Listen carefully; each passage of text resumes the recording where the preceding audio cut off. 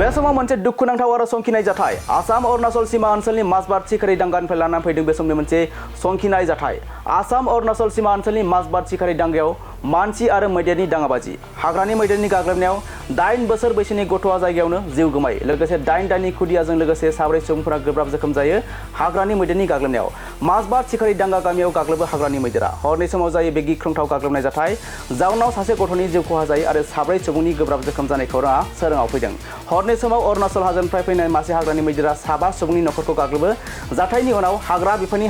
हानजाया गोब्राब थासारियाव दैथायहरो 4 सुबुंखौ जाथायाव थैनाय सुबुङा 8 बोसोर बैसोनि रेजिता हास्ता लोगोसे जोखोम जानाय 4 सुबुंफोरा जाबाय पिट्रस हास्ता सालमी मुर्मु 8 दाननि रश्मिता हास्ता आरो जाहान हास्ता आरो बे समाव गोब्राब थासारियाव जाहान हास्ताया दासान्दि तेजपुर मेडिकेल कलेजाव फाहामथाय लागासिनो दं। कबा सिकारिडांगार बनगाঁৱত हाती মানুহৰ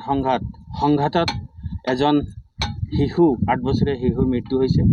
লগতে 4জন ইনজৰ হৈছে কি কব হয় আজি আমি সদৌ অসম আদিবাসী ছাত্ৰ সন্থা আসাম মাজবাট আঞ্চলিক সমিতিৰ সজাতি দলে আজি আমি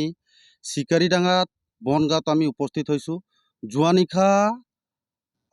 হাতী যিটো তাণ্ডৱ চলাই গ'ল সেই তাণ্ডৱত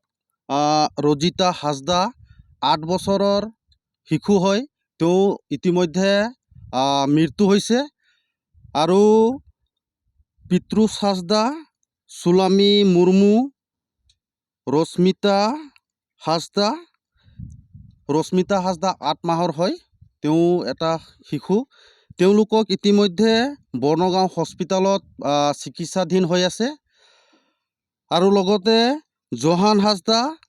21 বছৰৰ ব্যক্তি তেওঁক টিএমচি লৈ প্ৰেৰণ কৰা হৈছে তেওঁলোকে চিকিৎসাধীন হৈ আছে আমি চৰকাৰক সদৌ অসম আদিবাসী ছাত্ৰ সন্থা আসাম মাজবাট আঞ্চলিক সমিতিৰ হৈ এটোৱে দাবী জনাওঁ যে যিসকল ব্যক্তিয়ে হাতীৰ সংঘাতত আঘাত হৈ বৰ্ণগাঁও হস্পিটালত আছে টিএমচি মেডিকেল কলেজত আছে তেখেতসকলক উন্নতমান চিকিৎসাৰ ব্যৱস্থা কৰিবৰ কাৰণে আমি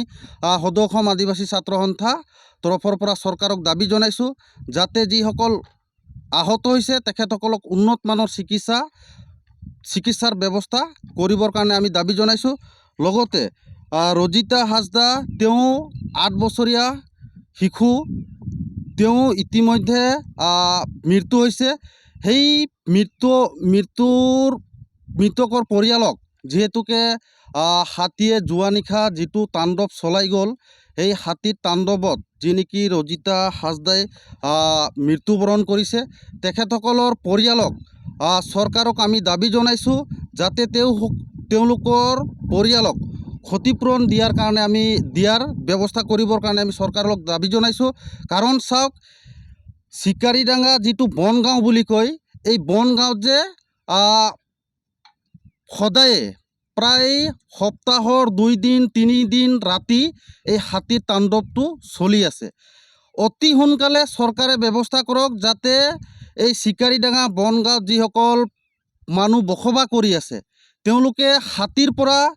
ৰক্ষা পাবৰ কাৰণে যিসকল যাৱতীয় ব্যৱস্থা চৰকাৰে কৰিব লাগে সেই ব্যৱস্থাসমূহ কৰিব লাগে।